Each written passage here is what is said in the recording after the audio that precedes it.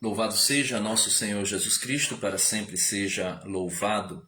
Meus queridos e amados irmãos, uma breve reflexão aqui, se Deus quiser e assim permitir, porque nós temos no meio das igrejas evangélicas duas igrejas que, por incrível que pareça, se denominam como igreja, né?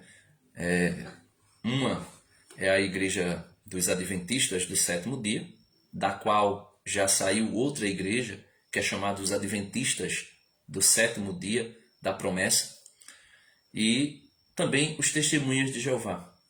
Essas duas igrejas, no caso três, aí do meio protestante, do meio evangélico, vão dizer que Jesus Cristo e o arcanjo Miguel são as mesmas pessoas. Ou seja, que o arcanjo Miguel é o próprio Jesus. Se isso fosse verdade, a história do cristianismo mudaria por inteiro. Nós não poderíamos viver como vivemos hoje, classificando Jesus como o único Deus verdadeiro, como a Escritura vai dizer em várias passagens, como o apóstolo São Paulo vai chamá-lo de o único Deus verdadeiro. Por exemplo, quando São Paulo chegou em Atenas, ali no como é que se chama? Areópago, né? Aquele local lá onde tinha várias imagens de vários deuses. Tinha um altar, né? Os atenienses eram muito religiosos e eles tinham altares para todo tipo de deus que alguém cultuasse. E tinha um altar que não tinha uma imagem, mas tinha uma inscrição ao Deus desconhecido. E nesse altar que não tinha imagem, mas tinha uma inscrição ao Deus desconhecido, ali São Paulo se aproveita daquele momento, daquela ocasião, e diz que vai anunciar o Deus desconhecido que estava a inscrição naquele altar que faltava uma imagem. E esse Deus desconhecido que São Paulo anuncia é Jesus Cristo de Nazaré, que havia encarnado, havia ensinado a sua maneira, a maneira do homem viver adequadamente, e depois teria sido morto, né, torturado, morto e sepultado, ressuscitado e ascendido aos céus. Então esse Deus, ao Deus desconhecido que estava lá em inscrição, São Paulo vai dizer que é Jesus Cristo. Também nós podemos ver o Espírito Santo sendo chamado de Deus. Lá no capítulo 5 de Atos dos Apóstolos, quando Ananias e Safiras mentem a respeito do terreno que haviam comprado, ou melhor, que haviam vendido e iriam depositar o dinheiro aos pés dos apóstolos, São Pedro vai dizer: Ananias, tu não mentistes a homem, mas mentistes a Deus. Aí mentistes ao Espírito Santo. Então o Espírito Santo também é chamado de Deus. E o Pai é chamado de Deus constantemente. Quando São Paulo vai dizer, né, que Deus Pai de nosso Senhor Jesus Cristo, chama Deus de Pai, e Pai de nosso Senhor Jesus Cristo, ou seja, o Pai é Deus, né? São João também vai falar de Jesus revelando o Deus eterno. Por exemplo, lá no capítulo 1 de São João, ele vai dizer no versículo 18 que ninguém conhece o Pai, mas o Filho unigênito, ou seja, Jesus Cristo, revela ao Pai. Também o próprio Jesus vai dizer a Filipe: Filipe, quem me vê, vê o Pai. No sentido de dizer que ele e o Pai é um só. Ele diz: eu e o Pai somos um. Eu estou no Pai e o Pai está em mim. Estar em significa dizer que é alguém que está em outro. Não é eu estou em mim mesmo. Ele diz: eu estou no Pai e o Pai está em mim. Na sua oração, lá no capítulo 17 do Evangelho de São João, Jesus vai dizer assim: Pai, eu não te peço que eu os tire do mundo, porque eles não são do mundo, mas eu não te peço que os tires do mundo, mas que os livre do maligno, para que eles sejam um como nós somos um, né? E aí Jesus fala dele e o Pai. Jesus vai dizer: é preciso que eu vá para junto do Pai, para enviar outro, né? Que outro? O Paráclito, o Espírito da verdade. Então nós podemos ver que existe aí a Trindade, Pai, Filho e Espírito Santo. 3 pessoas distintas, mas uma única deidade, uma única divindade, um único Deus que subsiste. Estou usando essa expressão, não sei nem se caberia para retratar a Trindade, mas o Pai, o Filho e o Espírito Santo subsistem em uma unidade perfeita. 3 pessoas distintas, mas uma unidade indivisível. Isto é a Santíssima Trindade. Então, os testemunhas de Jeová vão dizer que Jesus e o arcanjo Miguel são a mesma pessoa. Os adventistas também vão dizer a mesma coisa. Só que os testemunhas de Jeová vão dizer que Jesus é a primeira criatura de Jeová, ou seja, a primeira criação de Jeová, Deus. E o Espírito Santo não seria Deus, mas seria a força divina pela qual Deus faria todas as coisas. Os adventistas do sétimo dia pensam também um pouco semelhante ao dizer que Jesus e o arcanjo Miguel são as mesmas pessoas. Porém, os adventistas ainda creem que Jesus é Deus, que o arcanjo Miguel é Deus, que o arcanjo Miguel o arcanjo Miguel é o Filho eterno, né? Que recebe esse título, né? De Príncipe da Paz, o primeiro de um exército, né? O primeiro dos arcanjos. Então tudo isso são coisas que destruiria o cristianismo como nós conhecemos. Porque se Jesus e o arcanjo Miguel são as mesmas pessoas, o arcanjo Miguel é um anjo, não é um ser divino, é uma criatura. Se é uma criatura, logo não poderia ser adorado, não poderia ser cultuado com o culto de latria, ou seja, o culto de adoração. Poderia até ser venerado, como por exemplo nós na Igreja Católica, nós veneramos os arcanjos. São Gabriel, que apareceu a Nossa Senhora para trazer a notícia da encarnação do Verbo. São Miguel, né, que luta contra Satanás, tanto na carta de São Judas, no capítulo 1, né, só tem um capítulo no versículo 9, a respeito do corpo de Moisés, como também luta no capítulo, acho que é capítulo 7 ou 10 de Daniel, ajudando Gabriel, né, ali na Pérsia, e também luta no livro do Apocalipse, capítulo 12, expulsando Satanás e seus demônios do céu. Então, e o terceiro, São Rafael, que aparece no livro deuterocanônico, chamado pela igreja de deuterocanônico, que é o livro de Tobias. E Rafael seria um anjo que se materializa, né, como uma pessoa para se tornar o guia de Tobias, que foi enviado pelo seu pai Tobit para uma determinada cidade, né, de Nínive para uma cidade, não lembro agora o nome da cidade, para resgatar uma soma de dinheiro que o pai tinha emprestado. Então são esses 3 os anjos, ou melhor, os arcanjos, que a igreja, inspirado pela Sagrada Escritura e baseado na Sagrada Tradição, vem dizer que são conhecidos. Então, se o arcanjo Miguel é Jesus, então Jesus não poderia ser adorado. Mas veja, o autor da carta aos Hebreus, no capítulo 1, vai falar algumas coisas bem interessantes a respeito dos anjos, né? Isso aqui é bem interessante para nós. Veja o que vai dizer. Muitas vezes e de muitas formas, vejam, muitas vezes e de muitas formas, Deus falou no passado a nossos pais, por meio dos profetas. Veja, de muitas vezes e de muitas formas, Deus Pai, falou no passado aos nossos pais por meio dos profetas.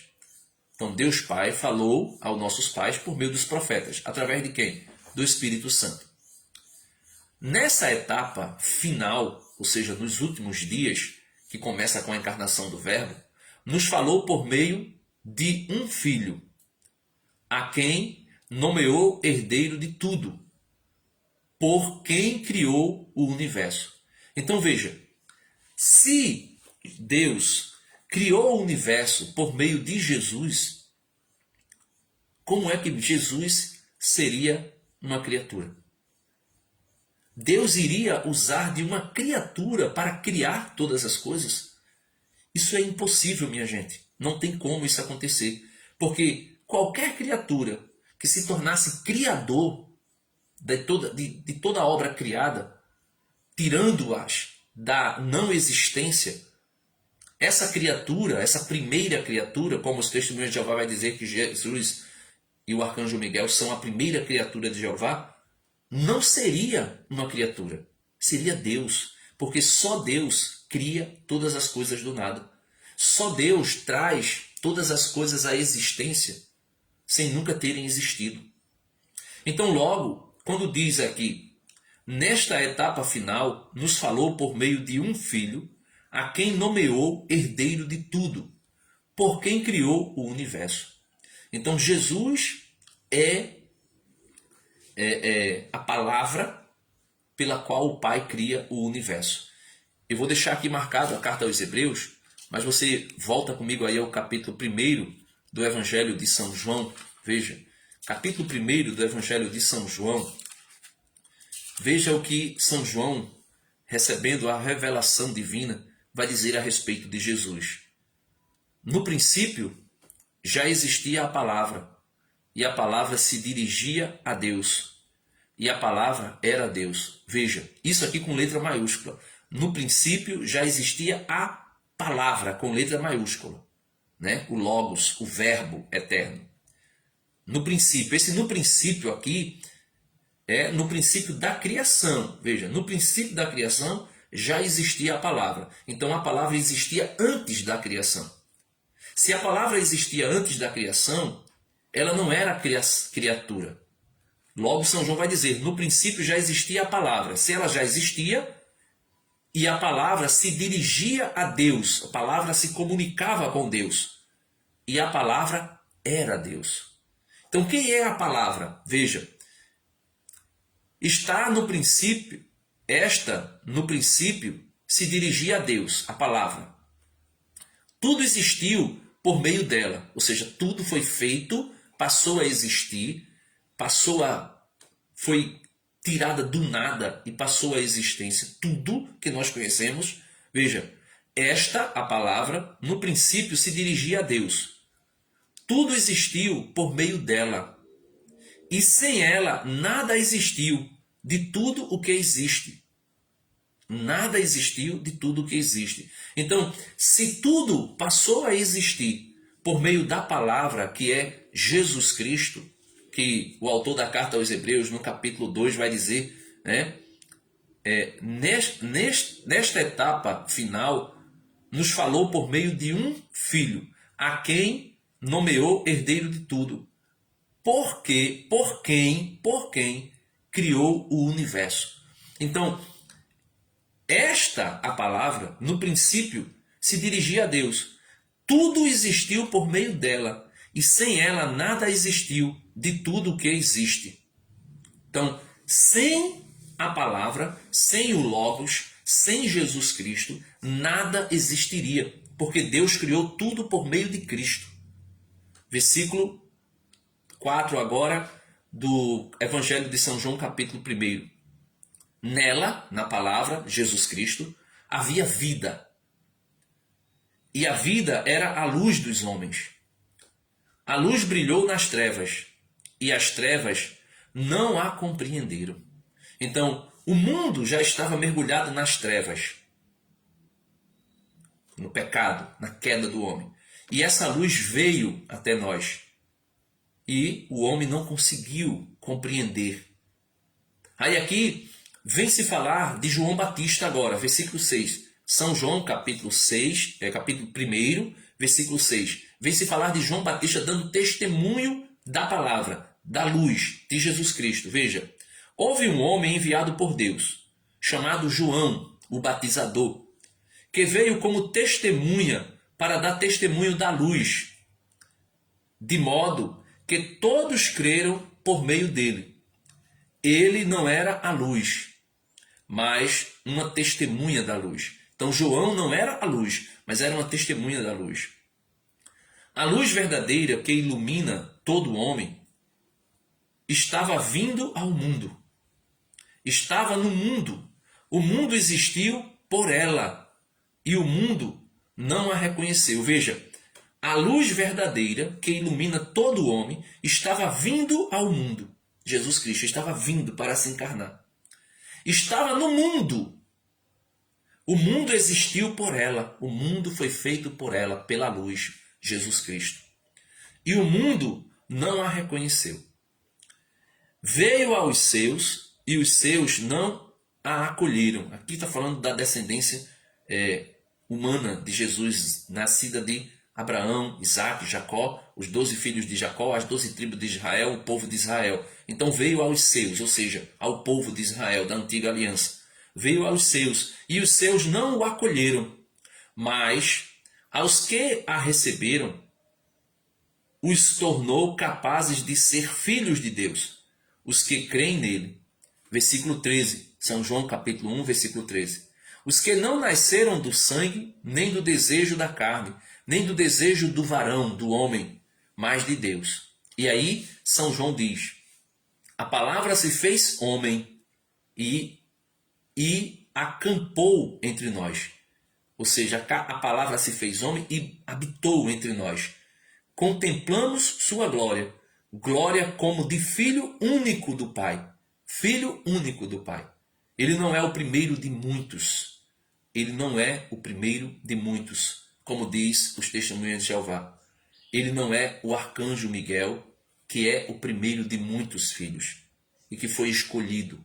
Não, ele é o filho único. Veja, a palavra se fez homem e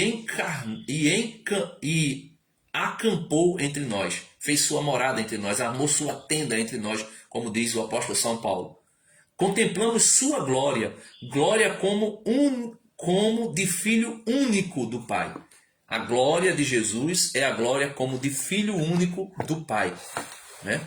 São João está dizendo que nós contemplamos a sua glória, glória como de filho único do Pai, cheio de lealdade e fidelidade.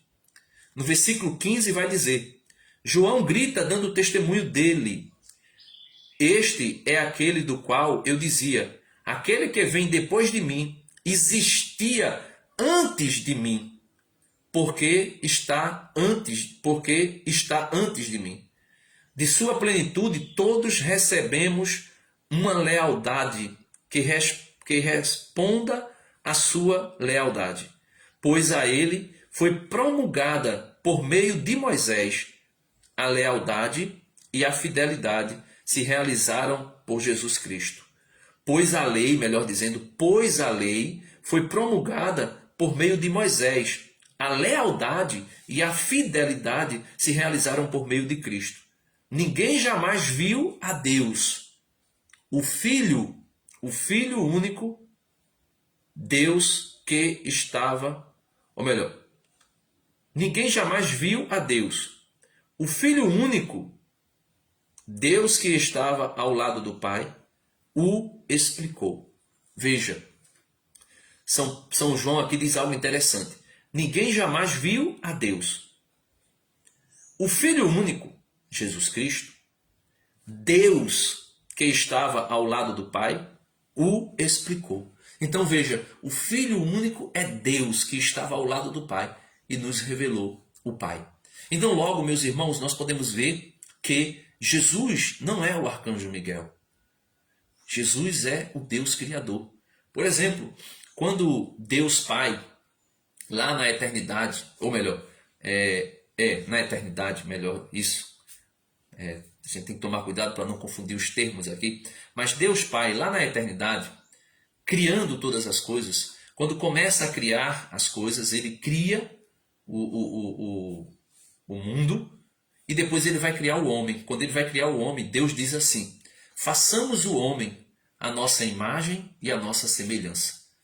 Se Deus diz, se Deus Pai diz, façamos o homem a nossa imagem e a nossa semelhança, e a imagem de Deus o criou, isso é bem interessante porque vai dizer que fez a imagem de Deus e a imagem de Deus o criou.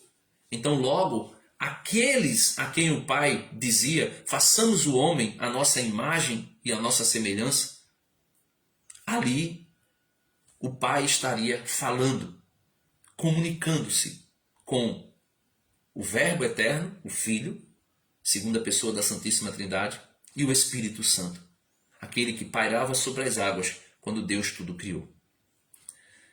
Continuando aqui na carta aos Hebreus, capítulo 1, agora versículo 3, ele é reflexo, ele quem? O Filho, pelo qual nesses dias, nos dias atuais, fala aos homens. Ele, veja, carta aos Hebreus, capítulo 1, versículo 3. Eu vou ler o 1 e o 2 novamente, só para a gente recapitular. Muitas vezes e de muitas formas, Deus falou no passado aos nossos pais por meio dos profetas, através do Espírito Santo. Nesta etapa final, ou seja, na plenitude dos tempos, Gálatas 4:4, na plenitude dos tempos, Deus enviou o seu Filho nascido de uma mulher, sujeito à lei, para nos libertar da maldição da lei. Gálatas capítulo 3, versículo 13. Ele se fez maldito para nos libertar da maldição da lei, pois está escrito, maldito é todo aquele que é suspenso no madeiro. Então, nesta etapa, ou seja, na plenitude dos tempos, nesta etapa final, nos falou por meio de um Filho, a quem nomeou herdeiro de tudo, por quem criou o universo, como nós vimos no Evangelho de São João. Ele, o Filho, é reflexo de sua glória. É como que o Pai, antes que o Filho fosse gerado na eternidade, a geração na eternidade é diferente de um filho ser gerado no ventre de uma mulher. Quando um filho é gerado no ventre de uma mulher, existia um antes dele, um durante a gestação e um depois. Só que na eternidade não tem antes e nem depois. É eterno, ou seja, é um eterno presente. É um dia sem ocaso, um dia sem fim. É por isso que nós esperamos o dia sem ocaso, ou seja, depois da nossa ressurreição, viveremos eternamente com Ele. Ou seja, São João, no livro do Apocalipse, vai dizer que lá não tem nem sol e nem lua, ou seja, não precisa ser contabilizado os dias, porque será um dia eterno, um dia sem fim. Então, na eternidade, quando o Pai gera o Filho, ele é como que fosse o reflexo do Pai. É como se o Pai, estou falando aqui em linguagem humana para tentar explicar algo que é inexplicável, Santo Agostinho, tentando entender a Santíssima Trindade, percorria até a praia e viu um garotinho que tinha um buraco, cavado um buraco na areia, e ele pegava com uma concha, como se isso aqui fosse uma concha, vamos dizer, ele pegava a água no mar e despejava naquele furinho que ele fez na areia, naquele buraquinho que ele fez na areia. E Santo Agostinho passou caminhando na praia, voltou, meditando sobre a Santíssima Trindade, e quando volta vê aquele garotinho ainda fazendo a mesma coisa já no final do dia. Passou pela manhã e no final do dia encontrou aquele garotinho com aquela concha pegando água e derramando no buraquinho. E Santo Agostinho disse: o que é que você está tentando fazer aí, menino? E aquele menino diz assim: eu estou querendo colocar toda aquela água do mar aqui nesse buraquinho. Aí Santo Agostinho vai dizer assim: isto é impossível ser feito. E aquele menino, que na verdade não era um menino, mas era um anjo que havia se apresentado a ele, vai dizer para Santo Agostinho: assim como é impossível você compreender o que você está querendo compreender, o mistério da Trindade. Ou seja, é impossível compreendermos. Então, ele é reflexo da sua glória. Ou seja, eu estou dizendo aqui que uma linguagem humana jamais explicará o mistério da Trindade. Porém, é como que, na eternidade, o Pai se olhasse no espelho. Por exemplo, eu estou fazendo aqui essa live.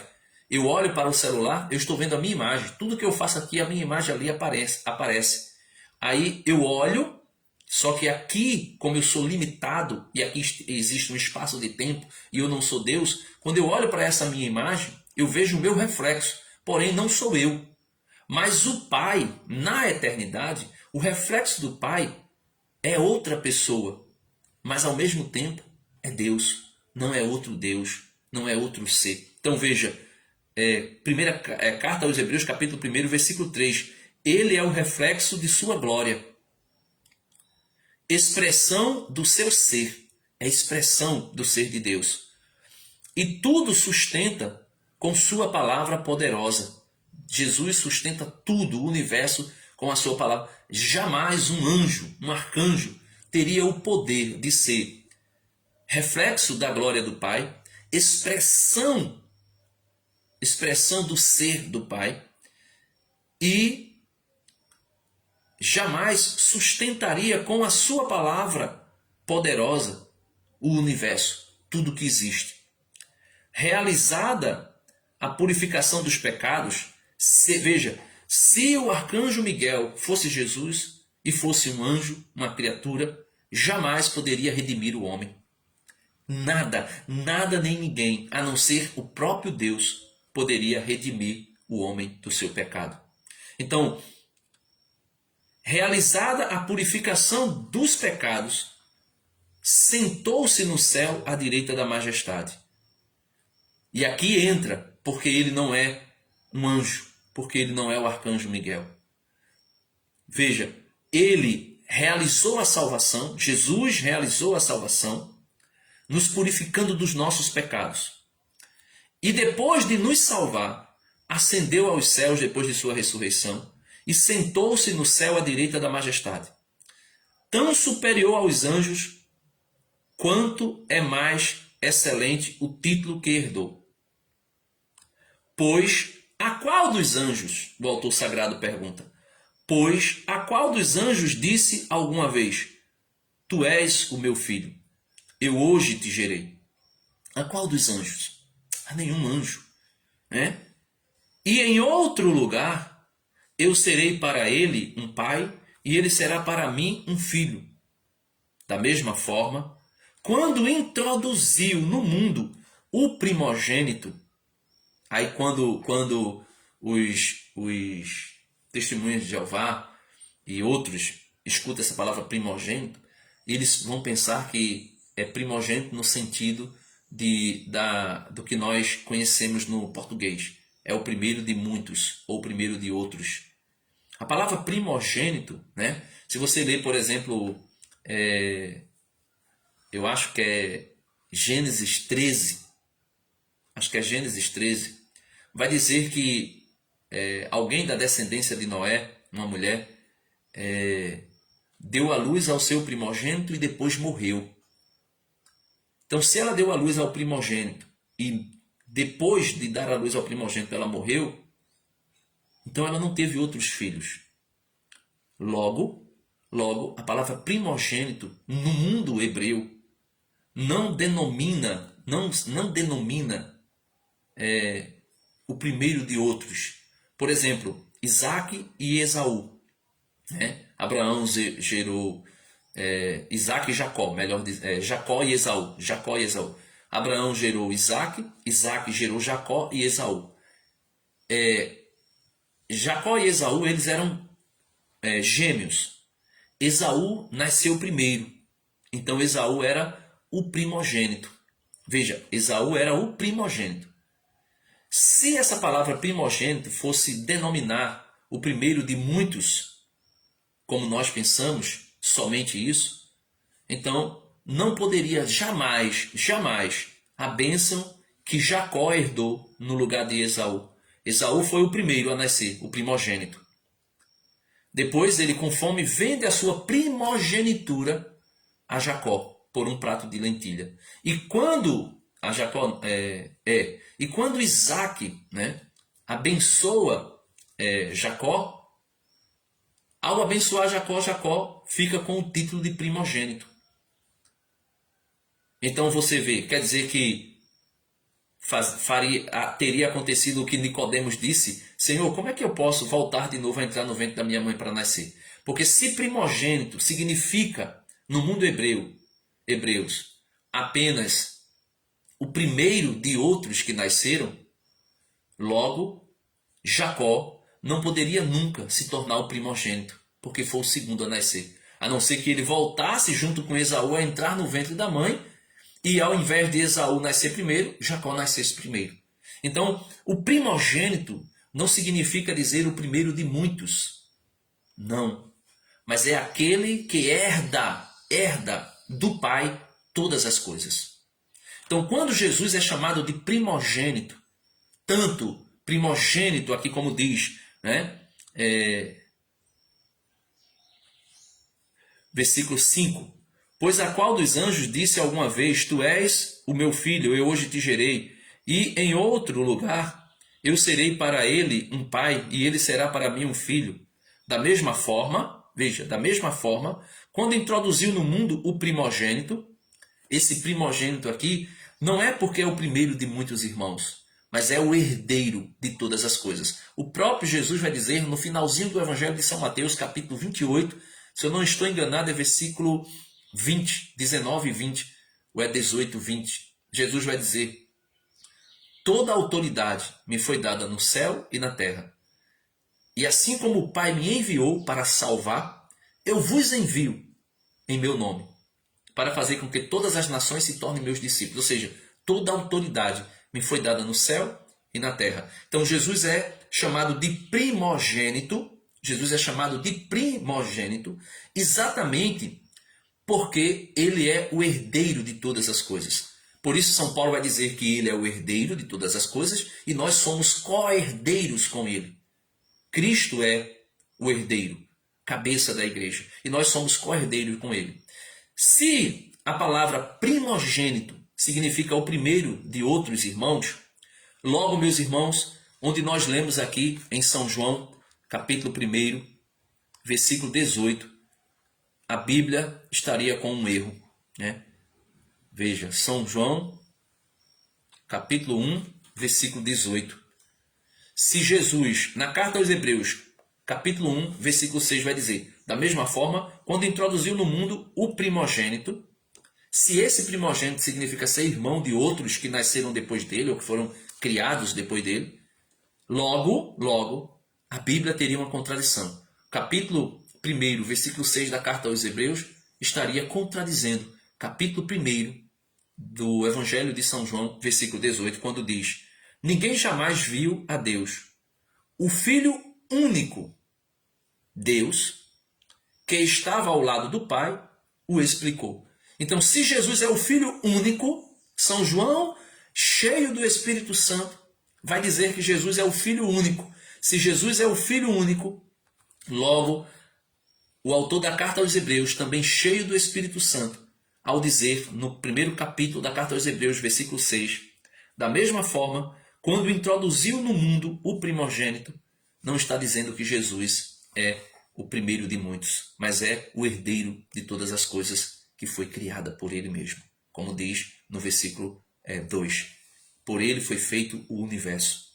E no versículo 6, para matar essa questão, vai dizer o seguinte: da mesma forma, quando introduziu no mundo o primogênito, diz, quando Deus introduziu no mundo o primogênito, quem é o primogênito? Jesus. Diz que todos os anjos o adorem.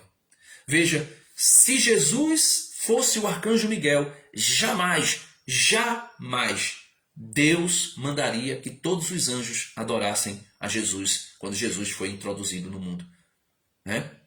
Lembra quando Jesus nasceu lá em Belém? Os anjos, os pastores, né? os magos que vieram do Oriente, todos foram até Jesus. Viemos para adorar o menino que acabara de nascer, diz os magos.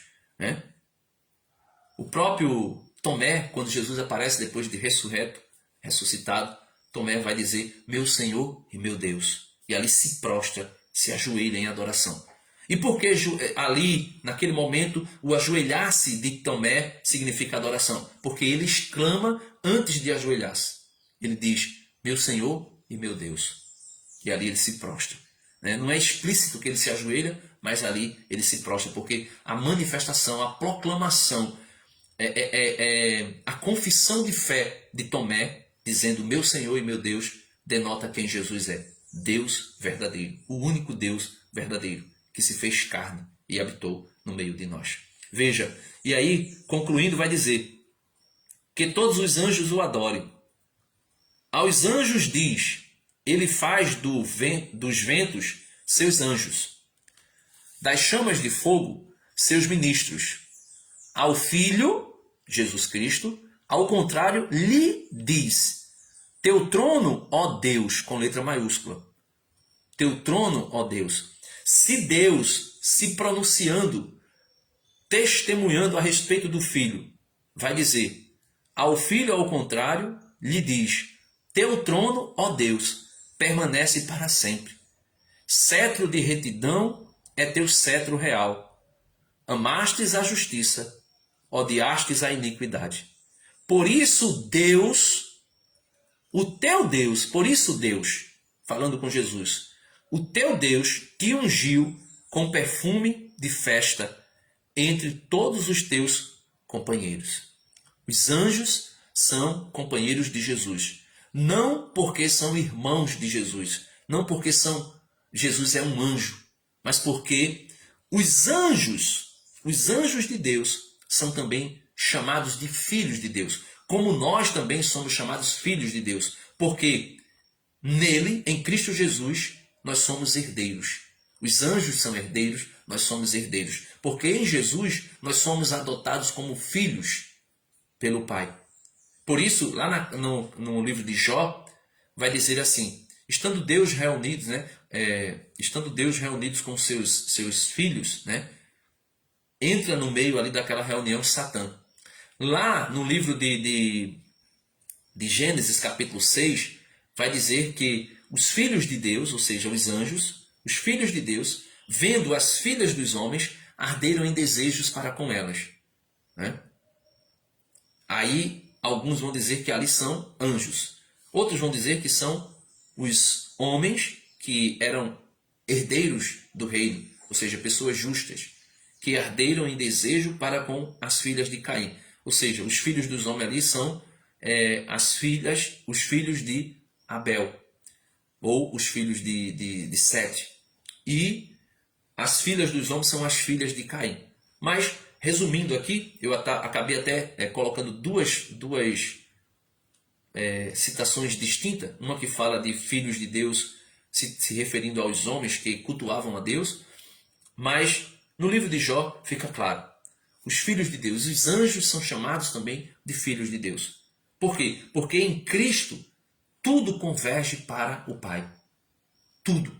E é por isso que ele diz, teu trono, ó Deus, permanece para sempre.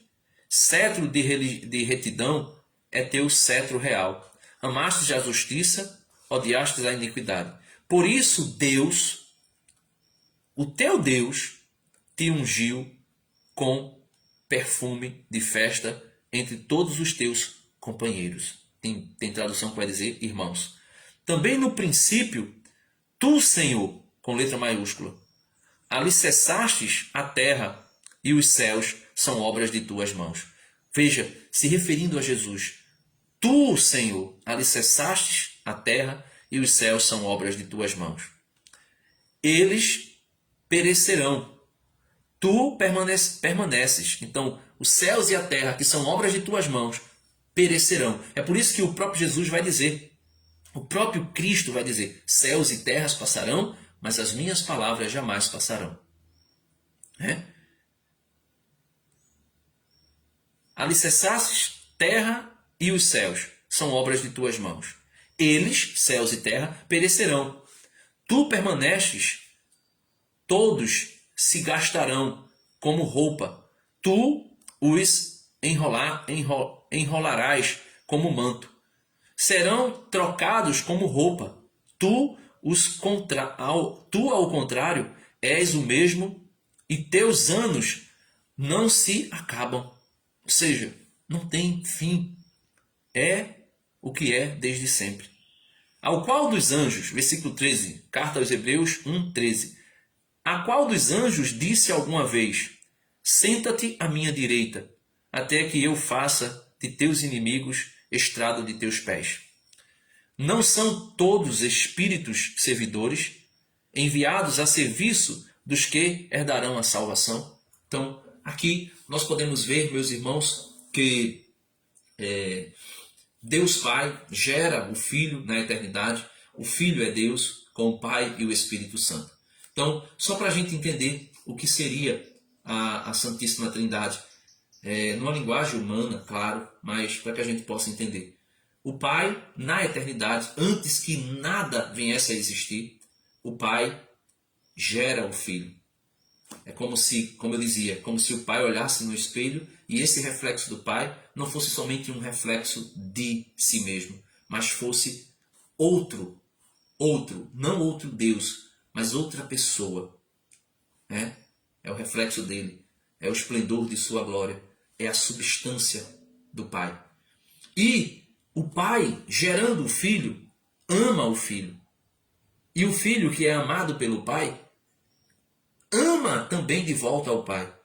Esse amor que procede do Pai para com o Filho e do Filho para com o Pai não é simplesmente um sentimento ou um ato emocional, mas é uma vontade.